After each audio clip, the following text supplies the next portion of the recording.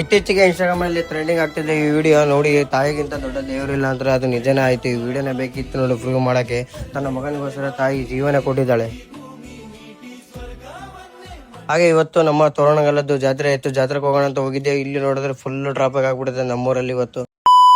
ಜಾತ್ರೆ ಒಳಗೆ ಹೋಗೋಣ ಅಂತ ನಮ್ಮ ಮಕ್ಳು ಯಾವ ತರ ರೆಡಿ ಆಗ್ತಿದ್ದಾರೆ ನೋಡಿ.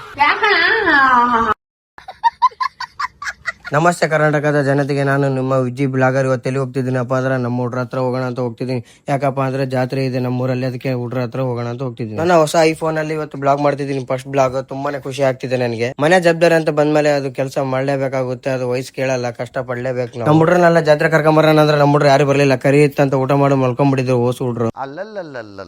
ಹಾಗೆ ಜಾತ್ರೆ ಒಳಗಡೆ ಹೋಗೋಣ ಅಂತ ಹೋಗಿದ್ದೆ. ನಮ್ಮ ಮಕ್ಕಳು ನೋಡಿದ್ರೆ ಆಲ್ರೆಡಿ ಬಂದು ಎಲ್ಲ ಸಾಮಾನುಗಳು ತಗೊಂತಿದ್ದಾರೆ. ಹಾಗೆ ಹೋಗ್ತಾ ದಾರಿಯಲ್ಲಿ ನಮ್ಮ ಹುಡ್ರು ಕಂಡು ನಮ್ಮ ಹುಡ್ರನ್ನೆಲ್ಲ ಅವ್ರ ಜಾತ್ರೆಯಲ್ಲಿ ಒಂದು ರೌಂಡ್ ಎಲ್ಲ ತಿರಾಡಿಸ್ಬಿಟ್ಟೆ.